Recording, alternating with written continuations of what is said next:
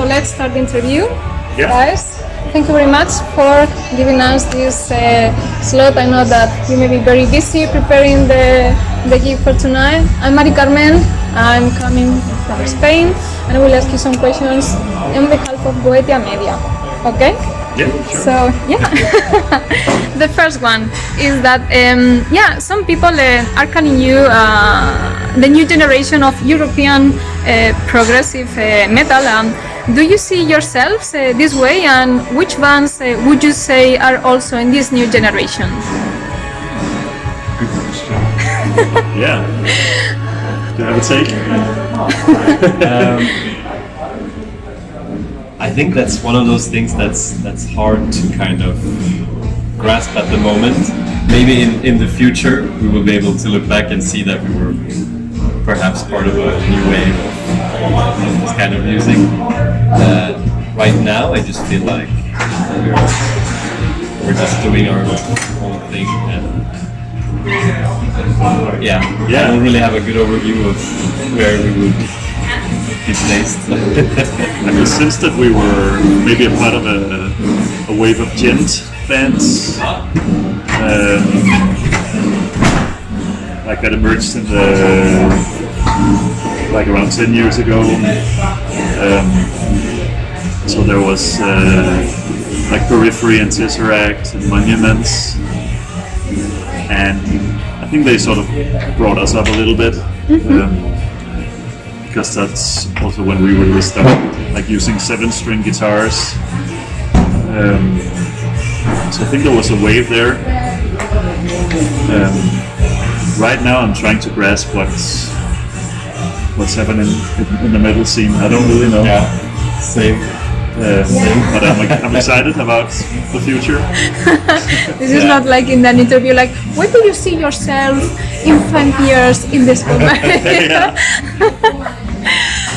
Okay, so, well, nice that you have your own opinion, and I mean, maybe it's hard now to create an image where you are going to see yourself, but for sure you are on the way of something, and this is something that only the time will give you, and for sure how you develop yourself, I guess. Okay, next questions. I was wondering if, with a music so complex as yours, as well as music, if there is room for a little bit of improvisation on live shows. Do you have a space to change some songs a little bit when you are doing the live set? Yeah, so we have some parts where we can go a little crazy if we want to. Like everything is. How crazy? Yeah, everything is still like based on a metronome. Yeah, like a click track we have in our ears. So there's not space to go further than that, but within those frames, like inside your fur, for example. Yeah. There's some places within the songs where there can be some more freedom with what we do. Whether it's a bunch of crazy drum fills that can be different from night to night, or details in the guitar solo or things like that. But overall, the structure of the songs are the same. Yeah, that's pretty locked in. Yeah, and we have a few songs in the set that we sometimes swap for other songs if we feel like it. So that can also happen sometimes. Yeah. Okay. I think a lot of the new energy you get is also from standing on a new stage. Yeah. So even though you might play the same songs, like the stage is new and the crowd is new, so you never really know what you're gonna experience.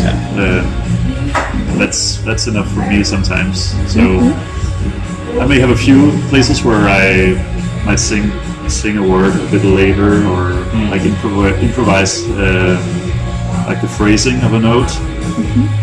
But it's quite static, I would say. Yeah. What I play and sing. Yeah. I'm a bit on the same note. I feel like I want to give the people on the different shows as a similar experience as possible. So it's I don't know, just to be fair, kind of. The real Adam. Okay, well, nice. Some bands always also try to change the song, so every song is just at least different, even in the same city, in the same country. But of course, it's your show. Okay, so talking about Spain, you have been in Spain last week, and you have been sold out in Spain. And it seems that the band is finally getting the attention that it deserves. So happy for you. Last time you were supporters for Catatonia, you said before, and now you have your own tour. So you are heading your own tour. How it has just changed everything for the band since then? I mean, what has changed for you? Yeah, so that was our first tour we did in 2016 with Catatonia, and that meant a lot to us. Everything was new. First time on a bus, first time playing so many countries in a row, and it gave us a good amount of experience, I would say. Eventually it led to us feeling like we had the confidence to be a headliner. We released some albums after that, and it's just been like slow but steady growth, organic growth since then. And now I think it feels very natural to play headline tours.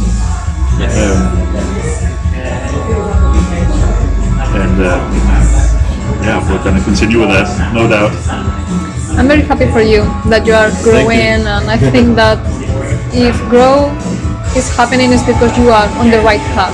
You are doing something that you are giving the people something that they like and that they want to support you.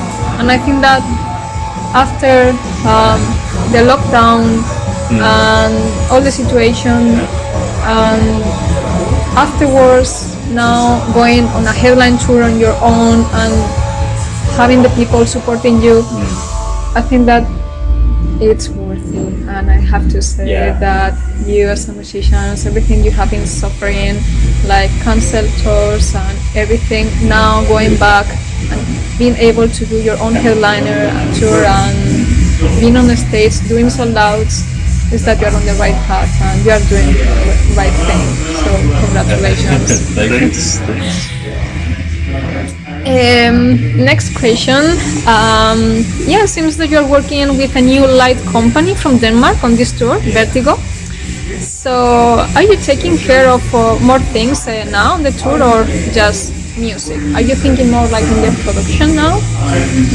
Yeah, I would say, even though we have like people from Vertigo with us during the shows, work with the lights, we're still like, it's still on our mind, and when we set up and sound check, some of us are helping out to set up the lights because it takes so much time and work to do that. And I would say most of the shows I'm also thinking, like, I see the lights a bit on stage and I'm just thinking about how it must look like from the outside. But then there's some shows where I just play and I forget that there is this crazy light set up. Then when I see clips later, I'm me too. I'm just so focused on the music that when I see clips on Instagram afterwards, like, wow, well done, light guy. It's called Jeppe. And your position, I mean, that the show is prepared to be seen from the other side, not from your side. Yeah, I mean, you're only seeing faces and a black background, nothing else, and people sweating, but we are seeing another thing for sure, that the experience is way different. What you see of what I see, especially with the camera. Okay, nice. I will appreciate that you have good lights, so I don't have to cry. Where are the lights? Where are the front lights? This is your first tour since 2019 and the COVID. Okay. How does it feel? Does it feel strange going back, or do you feel comfortable with the situation? And was the lockdown such a bad experience for you? And how did you pass the lockdown? And yeah, what has been after that? So I would say that about the whole pandemic, like of course it impacted us, but there were a lot of bands that were really much worse impacted. We were a bit lucky because when the pandemic hit, we had just finished the drum recording for the album, and the rest was just going to be recorded at everyone's home. So we could finish the album at home. We could wait for the mixing to be finished. So we didn't really have to like cancel that many shows. I think we had one tour that we had to cancel during those 3 years, so it wasn't too intense for us. We managed to do a live stream event live from the pool during the pandemic. We managed to do music videos to release the album, to play some shows in Denmark. With a seated audience. With a seated audience, yeah. So it still worked out for us, I would say. And now it's like, now we can bring the new album out to the rest of the world, basically, in terms of shows. So pandemic-wise, I think we're pretty lucky with everything. And I think it feels quite natural to me to be on stage and on tour again. Like, there's always those first shows where you're a bit confused about everything, like the new songs you might have to play, and like you're getting to know the other bands on the tour. But I would say quite fast it just felt like pre-pandemic touring all over again. So, do you feel like still, I don't know how it's touring because I have not been on tour never in my life, but do you still feel like going in a bus, living in a closed space with other people? Do you feel like that may put in danger maybe the tour because you are in contact with people and maybe you have to reduce the space? Is this something that is risky or nowadays is something? In terms of the COVID? Yes. Yeah, that's a good question. I mean, you are living the crew and you in a tour bus, you are touring, you are meeting new people. How do you feel like that? I think we have some things working with us. Like it's still pretty warm, so there's not like a new wave of COVID happening right now. Yeah. And like the temperature on the bus is pretty cool, so that also makes it more difficult for a virus to spread. But yeah, it is in the back of my mind. Yeah. Also, like saying hello to the audience some nights. Like I love to do it, but there's there are some thoughts about what if I get sick? Like what will happen? Yeah, I think that there is always a small thought, but in Sweden we had this really relaxed reaction to COVID. Okay. So I also have like that reflex where it kind of feels normal to be on the bus. It's like, because in Sweden we didn't have a lockdown, no need for a mask. Really? Yeah, nothing like that. So you could, during the pandemic, you could go to a grocery store. Off the record, I will ask you about that. So it was like completely normal, like not fully normal because still there was a pandemic going on, but we could live life pretty normally. So I don't really have those reflexes to be like super strict, but of course still like washing my hands, not touching my face, and the common sense things, they are still there after the pandemic. So that's all that is not gone. But I would say like what you said, that pretty quickly it felt like touring as if the pandemic never happened. Like very quickly on the bus. Confident more.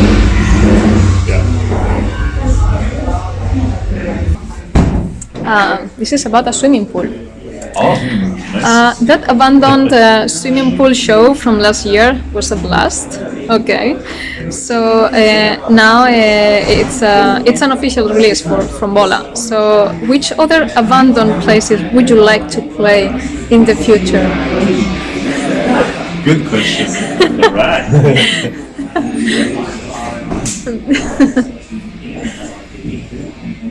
I think since that was indoor, maybe somewhere outside. Okay. Like an old ruin or something. Yeah, exactly. I was thinking the same. So where could that be? Imagine something Greek, maybe, Yeah, like a abandoned in Athens. Greek. Yeah, not like a touristic, No. but like a hidden ruin somewhere. Yeah, That would be cool. yeah, I'm with you on that. Yeah. We'll have to go search for places now. Yes. We won't do the show tonight. We'll look at Google Maps. Sorry. Yeah. VOLA goes to Greek. Yeah. Don't ask any question. Yeah, exactly. This is super secret. You will see afterwards. Exactly. Okay, good. Then maybe in some years we will see something and you will remember this Yeah, question. It sparked here. Yeah. This was the beginning Yeah, of a right. new project. Yes. Okay.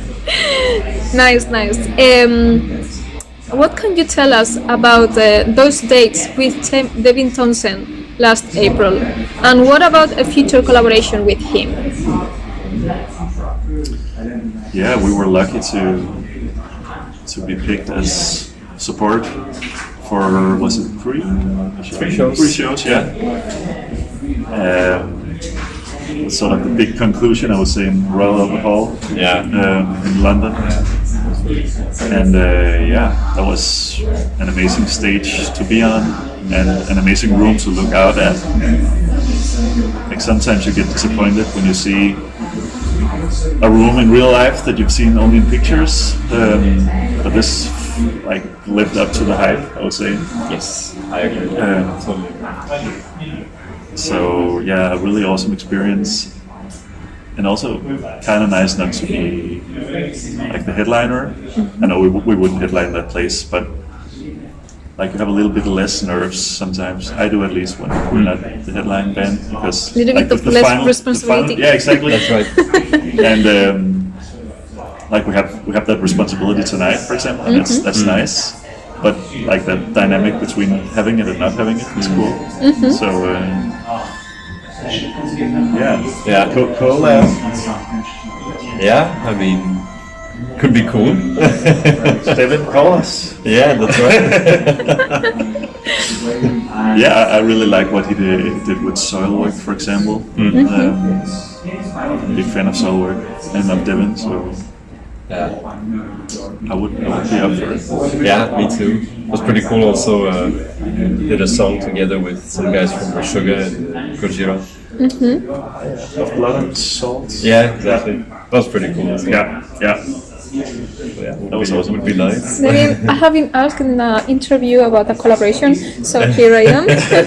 What do you think? I mean, this Spanish girl is asking too many questions and giving us a lot of work to do. She's sending us to Greece, now she's sending us to you. Okay, good. So yeah, let's see again in the future. Yeah, if you We'll have bring him some- to Greece. Damn right. Hey, prepare your suitcase. We are going to Greece. Don't ask any question. No questions asked. Okay, good. And the 2 last questions. Okay. VOLA was formed in 26, and soon there will be 20 years since it was created, since the formation. So, are you planning on doing something special for the anniversary of the band? Again, another kind of I totally haven't Last thought list? about it until now. So 20 years. wow. Damn. We sound old. Let's forget it. I guess it should be marked in some way. Yeah. could be something about playing the really old stuff that we never played because. In Greece. Oh, in Greece, yes. With David. Yeah, it's all coming together. Yeah, I don't know. I'm just brainstorming, but Yeah, somehow it has to be marked. yeah, that's for sure. Yeah, We'll have to figure out how. yeah. Go to Disneyland. Good idea. I don't say no to that. Or zombie apocalypse virtual reality. Yes. We just played that today here in London. Some virtual VR gaming, killing zombies together. Yeah. So that's, Well, killing zombies, I think that it's always a good plan. I would not say no to that plan. Killing zombies. yes. Okay, so again, we will see. Would you tell us which kind of brainstorming you have, which kind of creative ideas, and which kind of present you deliver to your fans and to us? Okay, good. And the last question: the deluxe edition of your album Witness includes acoustic performance and piano performance also. Have you ever thought of doing a full acoustic tour? Unplugged shows were very famous in the 90s. Yeah, I would love to do that. Something more Yeah, intimate. it could be, if not a tour, it could be like maybe 3 dates or like a mini tour. Yeah, because it's all about like having the space for everything. Like we want to do a normal headline tour. So would it make sense to return to those cities with an acoustic set? So it's all about planning. Yeah. So maybe it would be most realistic to keep it like a few dates if we did that. Yeah. Or just one show, I don't know. But it would be fun, and I really like the Nirvana Unplugged, for example. I don't know if we couldn't do it like them, but we could do something. Yeah. Sure. Yeah, it would be a lot of fun. Yeah. Maybe for the 20-year anniversary in Greece. An unplugged tour in Greece for the 20 with David Stausen. David has done a lot of acoustic shows, I know. So he would be killing it. No, but it would be cool, and I think combined with a cool venue like abandoned ruins or something, could be really cool. Then we would have to film it as well. Well, Yeah. you have like an abandoned theater where the acoustic is good. I mean, that could even have like a great sound. And Yeah, that's true. Or amphitheater. Yes, amphitheater. The half. Yes. Yeah, exactly. Yes. Could be. Yeah. Little research. I have one last question that I just come into my mind, and it's about the lyrics.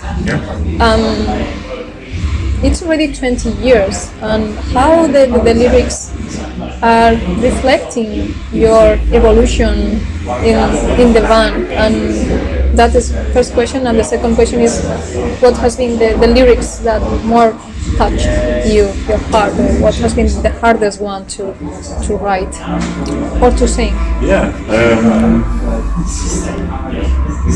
I think in the beginning I was like grasping a bit left and right about how to approach the lyrics. Not really knowing if I should write from my own perspective or if I should make up stories. And it like gradually it became more and more about developing stories with characters. Like very influenced by Stephen Wilson, for example, who I think is really good at that. So now I try to imagine like what are how is the couple living on the other side of the road in that apartment doing? Sorry about that, guys, but Oh, good. Like what's happening in their life? Are they happy together, or are their hearts broken? So it's trying to develop these small stories that always contain some part of myself also. Like I have to relate to them, or else I can't sing them with emotion. So I've been doing that for some years, and it feels very natural. Like it also makes it possible to, I would say, write lyrics no matter what mood I'm in, because I try to put myself in their shoes, like the characters I write about. So yeah, that's something that works for me, I'll say. Was there an additional question? I can't remember now. Yes, what was the hardest one for you to write and also to sing? I mean, you are singing about Heartbroken, I will be crying.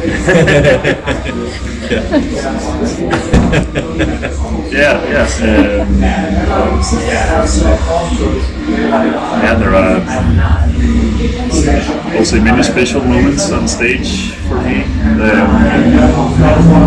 Like Inside Your Fur, which we play at the end. Spoiler alert.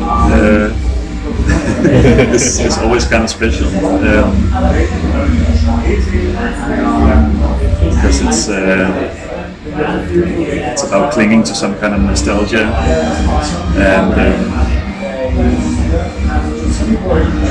like both having good memories and bad memories about a person, and not really knowing like how to move on from that in life, to meet new people. It's like always clinging to that specific moment in life, and I'm not. In that song, I'm not jumping around so much on stage, so I can also look people in the eye. I try to do that at least.